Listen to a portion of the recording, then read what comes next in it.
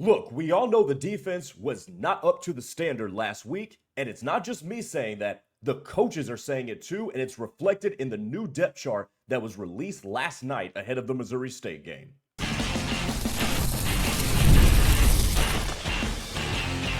You are Locked On SMU, your daily podcast on the SMU Mustangs, part of the Locked On Podcast Network, your team every day.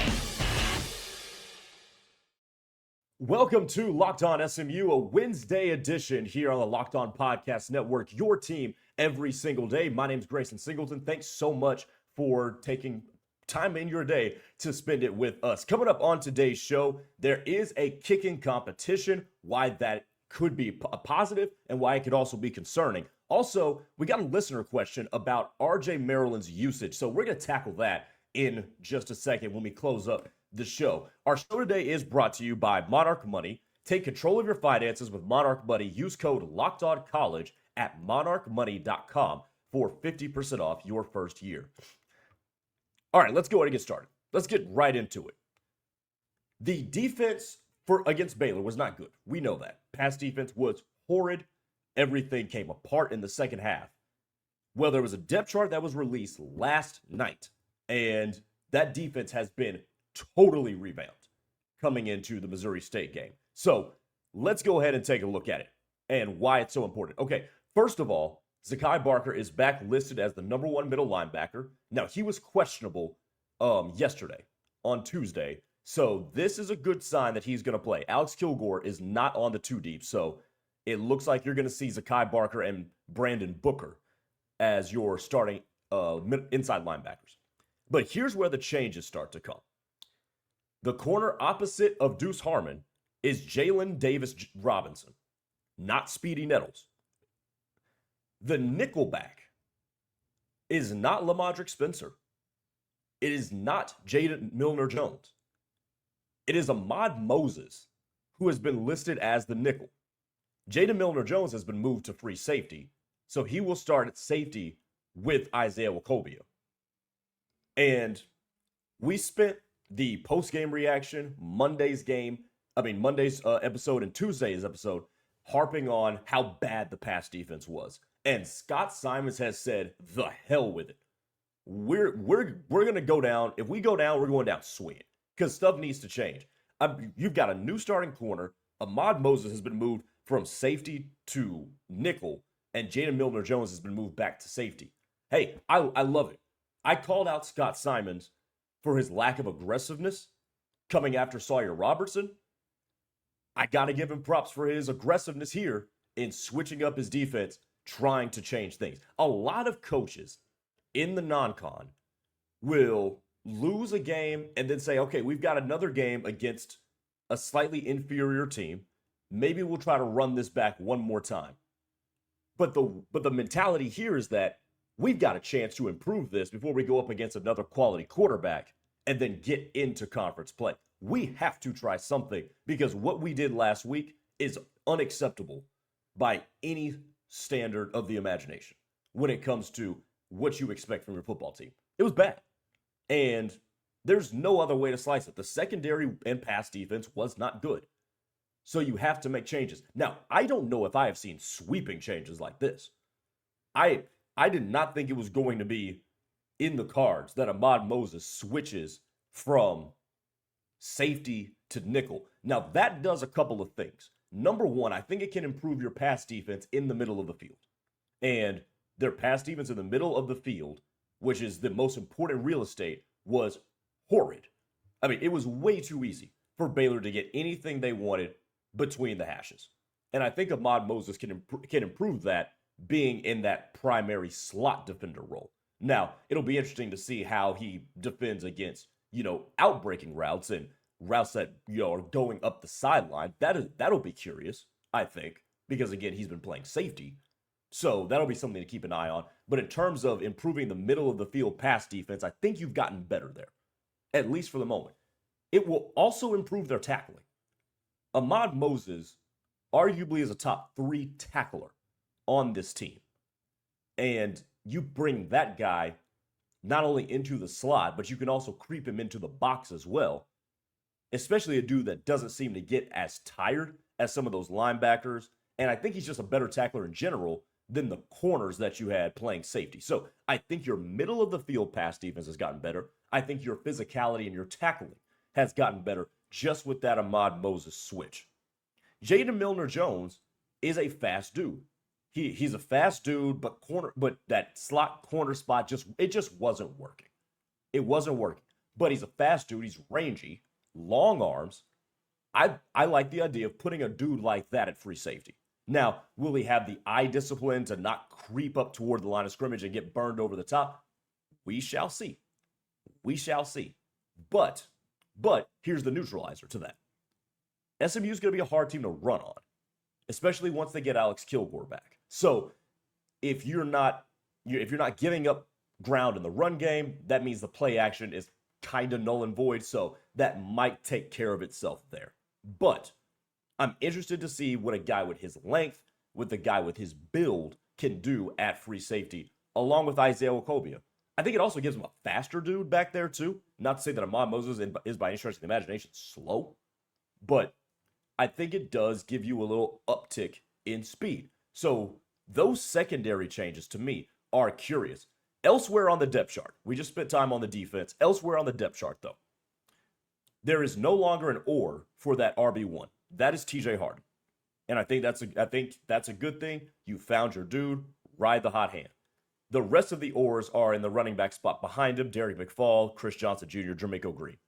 I'm cool with that. I think Chris Johnson Jr. is going to be the second dude that you see out there because Derek McFall just hasn't been that impressive so far this season. Maybe he could later on in the year, but I don't think that's the case. That's been the case so far through 2 games. But TJ Harden is your number 1 back. Wide receiver, which is curious because of the Jordan Hudson injury, Jalen Cooper is listed by himself as one of the wide receivers. Romello Brinson is listed by himself. That's predictable. And RJ Maryland is listed as an or with Amir Knight. And we'll talk more about RJ Maryland later on in the show. Offensive line has stayed the same. Here's something curious. And I tried to find this, and I cannot find this from any outlet. Isaiah Smith is not on the depth chart. He is not there as of right now. So, again, I have looked through multiple different outlets. I do not know why he's not there. But maybe he's just being held out for this game. Maybe he's got a nick and they're just like, we're playing Missouri State. We're going to hold you out, bring you back against TCU. Maybe that's the case. But Ja'Kai Lang, the redshirt sophomore, is listed as that defensive end opposite of Cam Robertson. It'll be Ja'Kai Lang or Billy Walton the third, who, again, another redshirt sophomore. So a lot of changes on this depth chart, particularly defensively. But it is concerning that you are going to get Zakai Barker back. Both he and Alex Kilgore were questionable on Tuesday. Barker is on the 2 deep. Kilgore is not. And I like the idea of Maizano being behind Barker. You know, come in as a change of pace type of linebacker. I know it's not a term we use a lot, but come in as that change of pace type of linebacker, get downhill. But him as a starter was good in spots, but it wasn't consistently great.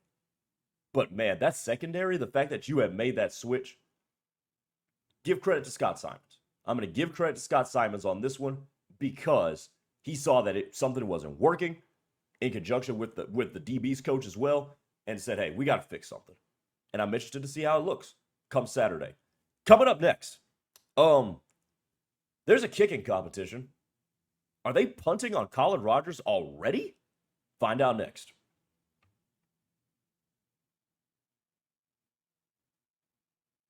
Mazda crafts cars for those who do more than simply move. Mazda delivers confidence with every ride with more IIHS Top Safety Pick awards than anyone else. From footwork to breathwork, athletes sweat all the details, and Mazda brings this same intention into how we craft every single model. You can also make everyday drives feel like anything but, from smooth handling to intuitive controls. Like our players, we sweat every detail because when you make every move count, impossible becomes irrelevant. Mazda, move and be moved.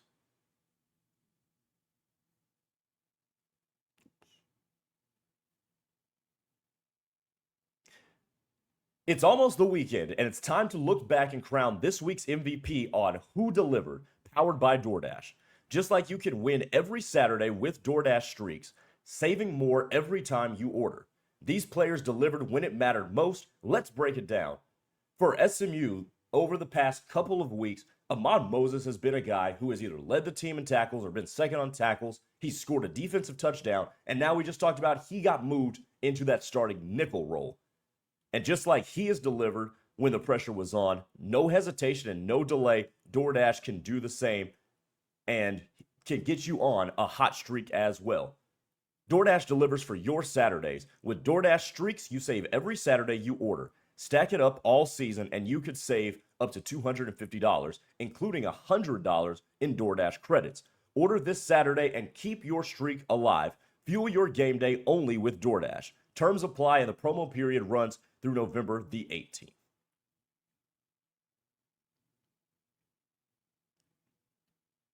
All right, welcome back to Locked On SMU. Remember, go ahead and subscribe to the channel and click that notification bell so you know whenever we're going to release new content. All right, there is a kicking competition between now Colin Rogers or Sam Keltner, and that is how they are listed on the depth chart. Going into Missouri State, there is an or with kicker. Now, we know Colin Rogers did not have the greatest game ever. And I was pro letting him flush it and seeing what he looked like this week and maybe in the TCU week, but you obviously want that ironed out before you go into conference play. The coaching staff has said, nope, we need to open this up right now, and Sam Keltner is going to get his chance. Now, Rhett Lashley noted that, look, missed a 57-yarder. 57-yarders are always a coin flip. We all know this. He knows it too. But he also noted that going back to the offseason and into fall camp, there was a battle between Sam Keltner and Colin Rogers. And Sam Keltner pushed Colin Rogers for that number one kicker job. But according to Lashley, they went with the experience of Rogers. He's been there. I get it. But I've also lived in this realm of thinking for the longest time. Kicker and quarterback are the same thing when it comes to this. If you have two, do you really have one? And that to me is the issue, is that we didn't really know who it was. Now, if you have two kickers who are, 80% accurate, 85% accurate, okay, now we're talking about something that doesn't seem to be applicable here. And what Colin Rogers' performance did in this week's game, quite frankly, is very concerning. Because the kick in overtime, you have to be able to be automatic on. And Colin Rogers, over the course of the last couple of seasons, was damn near automatic from that range. Now, his upside, Rogers' upside is that he can knock it in from 50 plus. I mean, you looked at that kick, it had the distance. It absolutely had the distance. It just was very wide right. And I'm going to pull up his stats from last year. Colin Rogers, in terms of his kicking in 2024. From 30 to 39, he was 5 for 5. From 40 to 49, he was 8 for 11. He was 13 for 16 on field goals, 30 to 50. And then he was 7 for 11 on 50-plus yard kicks. It's reasonable as to why he was a preseason All-ACC kicker. An excellent percentage. But kicking is one of the more wishy-washy week-to-week positions. And it is fair to say that with the kick that he completely hooked wide left, he didn't make the game winner. He really put them behind the 8 ball in overtime. If that's how you're going to look at it, if you've got the yips, you don't want to go into conference play and go into a TCU game that you have to win. You have to win that game in Fort Worth next week with a kicker that you don't know. Because in games in the Power Four, how many of them are turned and influenced by field goal kicks? I mean, they just are. So giving Sam Keltner a chance, I think I got to give you credit for it. I don't think that's out of the realm of possibility, because when you look at SMU's path to enhancing its resume, you already did a little bit of damage to it by losing to Baylor, because as we talked about on Monday, Baylor's just not that highly regarded of a team. I mean, Baylor still got less AP poll votes this past week than SMU did. Significantly less, too, by the way. 17 less, I believe, is what the number was. So you've already done some pretty bad damage. TCU is a team that's going to be a little bit highly more regarded, I believe. Maybe. So you've got to win that game, and then you've got to be buttoned up all around special teams once you get into conference play. So this is important. This is very important. Now, Sam Keltner has never kicked for SMU. He was not the second place kicker last year. That was Gabe Lozano, if you remember, who went 3 for 3 on extra points last year. But open it up. Open it up and just see what happens. Because I've seen Sam Keltner's name before, and I'm going to make sure before I tell you anything. Okay, so he's a freshman. Okay. There was another kicker in college football last year with a name very similar. But at least give the freshman a chance. Now, here's my prediction. I do predict that long term, this is going to be Colin Rogers' job. And maybe Sam Keltner never sees the field. Maybe he never sees the field. But I do think long term, this will be Colin Rogers' job. He's going to rebound after this, because I just like his upside. I like the upside of, hey, if we get into a situation where we need you to kick a 53-yard field goal, you could potentially do it. I got to believe that he still has that capability. And I got to believe that last week was just a rough week. We all have rough days at work. We all have rough days in the personal life. And then you bounce back. And I got to believe that that's the case with Colin Rogers. I just do. Because there's going to come a day where SMU's defense spots its offense a couple of bad drives, and then all of a sudden you get it going, you need a long field goal. There's going to be days where the offense is going bar for bar with another offense, like what happened this past weekend, and SMU's offense gets the last word. You're going to need the more experienced dude with the bigger leg. And I got to believe the accuracy issues are going to iron themselves out, and that it was a bad weekend. But open this thing up. I do not mind opening this thing up, especially because Colin Rogers was pushed by Sam Keltner in the offseason. Do you agree, disagree? Leave a comment down below. That's how I'm looking at this right now. Otherwise, on special teams, by the way, because I do cover another team, not for this company, but I do cover another team that special teams has been a disaster, not just this year, but for the past half decade with Oklahoma. Special teams has been pretty buttoned up. The punting game has been solid. There haven't been any dropped punts. So your special teams has been pretty solid. If you can just get the kicking game down, you're going to be okay. And I think SMU has the ability to be okay in this regard. Colin Rogers will bounce back. I think it will be his job going forward, but open it up and let him be pushed and see how he responds. Coming up next, we had a question on the YouTube yesterday about RJ Maryland's usage. We'll talk about that to close up the show here on Locked On SMU.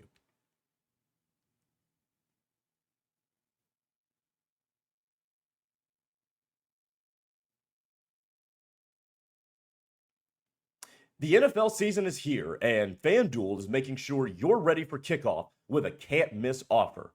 Right now, new customers can bet just $5, and if that bet wins, you'll get $300 in bonus bets to use across the app.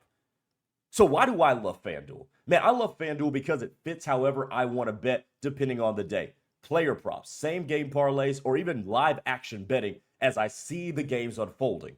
It makes every game more exciting whether you're watching your team or just keeping an eye on your fantasy lineup, or you hate watching against another team. So are you ready to play? Download the FanDuel app now by visiting FanDuel.com to get started. That's FanDuel.com to place your first $5 bet.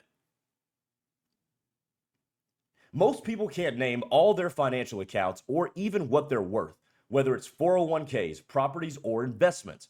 And when you don't have the full picture, you can end up leaving money on the table. Do not do that. That's why there's Monarch Money. It's an all-in-one personal finance tool that brings your entire financial life together in one clean, easy-to-use interface on your laptop or your phone. Monarch Money is built for people with busy lives. If you've put off organizing your finances, Monarch is for you. Monarch does the heavy lifting for you. You can link all your accounts in minutes, see clear data visuals, get smart categorization of your spending, and finally feel in control of your finances without ever touching a spreadsheet. You can identify that you're not saving as much as you've thought. Monarch Money helps you notice an inefficient investment allocation and discover forgotten 401ks from your past jobs. So don't let financial opportunity slip through the cracks. Use code LOCKEDONCollege at monarchmoney.com in your browser for half off your first year. That's 50% off your first year at monarchmoney.com with code LOCKEDONCollege.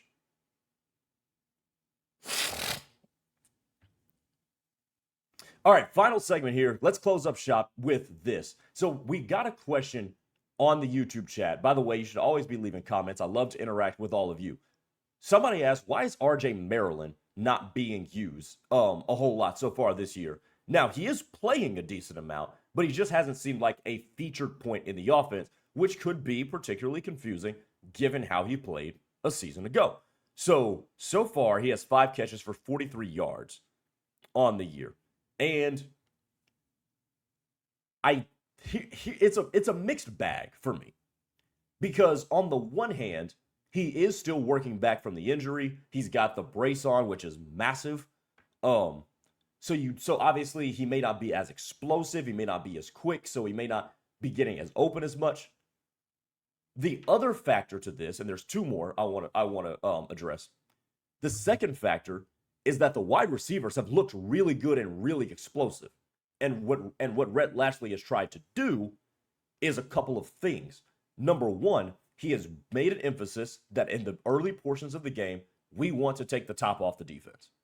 They are 2 for 2 doing that, even though Romello Brinson bailed Kevin Jennings out against Baylor in that regard. But they've opened each game with 70-plus yard touchdowns on the first play. Now, whether Rhett Lashlee continues to try to do that every single game kind of remains to be seen, because the more games you play, the more teams are going to be like, all right, they might try to do this, so don't let it happen. The second part to that is that there is incredible benefit with having RJ Maryland's 6'4", 240-pound self split out, and it helps the run game. So SMU's offense has still been predicated on the run, and I think there is real value in having 2 tight end builds on the field at the same time, one of whom gets to block somebody in the secondary for the run. And the run game has been pretty good. TJ Harden has taken over the number 1 spot, and he is averaging 5.8 yards per carry. So, again, keep that in mind. Chris Johnson Jr., by the way, 5.4 yards per carry. So they are making up ground with the run game. Point number 3 is this too. On the other side, this is the flip side. You want to see RJ used because he is that unique of a talent. And those are the 3 factors here. What Rhett Lashlee wants to do, what RJ Maryland's body is recovering from, but also his ability. And I think, and this timeline was accelerated, but go back a couple of weeks ago when I did talk about this. I thought they would use game 1 to just see him get his feet wet and see what he looks like. Game 2, I thought they would go back to him a little bit more. They didn't do that. I think their plan for him is, we're going to open it up with you come conference play. Now, could they open it up with him come TCU? Maybe so, depending on how the game works. But I think you start to see more and more of him once conference play starts. And look, part of the way the wide receivers have looked, particularly the rise of Jalen Cooper, has cut into some of his potential production. That's a good thing overall. But I do find myself satisfied with how he's impacted the game so far. He's been used to find the holes in zone defense over the middle of the field and provide an easy target to Kevin Jennings. He's going to catch the ball and he's going to move the chains. I do find myself saying, okay, I get what he's done. Because you look at where his catches have come. They have come on chain movers. They have come on plays that keep the offense on schedule. So he has been a reliable target in the role in which he has been asked to perform so far this year. So I don't have any complaints with that. But again, obviously, you're looking at a dude who, at the time that he got hurt last year, was, you could say, one of your best pass catching options. He had 24 catches for 359 and 4 touchdowns at the time he got hurt last year. So there is a want to see him more. But in terms of how he's fitting into the overall offense, I can't really say I'm disappointed. Now, once he continues to get fully healthy, between him and what Hibner brings and what Romello Brinson and Jalen Cooper have brought to the table, and then you'll get Jordan Hudson back at some point, I do think you've got a really good cocktail of ingredients to work with. Now, the numbers just may not end up looking as gaudy. And, that's fine. But RJ's going to get his. I think he's going to get his. I think they'll open it up more for him as we go on and on in the season. So that's not really something I would panic about. But for a guy that's coming off of an ACL, who had the red shirt taken off, a week before the season started, which was awesome. And then you've gotten some snaps here, you've gotten some snaps there, you've gotten some targets here and there, you've gotten to be playing through contact and get hit again. I like where we are with RJ Maryland. And there is no need to rush to put him on a bigger workload because of all the things you have around him, especially Matthew Hibner. There's no need. They have a cushion. They've got a fallback. They've got a lot of other things they can do. But I think RJ will come along as the season progresses because they're going to need him to. Because he is that good of a player. They're going to need him to. And he raises the ceiling of this offense when he's fully healthy. There's just no need to rush him back to that point. All right, that'll do it for Locked On SMU here on a Wednesday. Thank you so much for tuning in. Thanks for making us your first listen of the day. Hey, Fire TV and Locked On has a great partnership as Locked On presents College Football Kickoff, your ultimate college football weekly preview, hosted by Locked On Big 12's Drake Toll and Gary Patterson, Jesse Holley, and Locked On's local experts. A college football preview only Locked On can do. Catch College Football Kickoff every Thursday throughout the season, only on Fire TV. We'll talk to you tomorrow. Take it easy, everybody.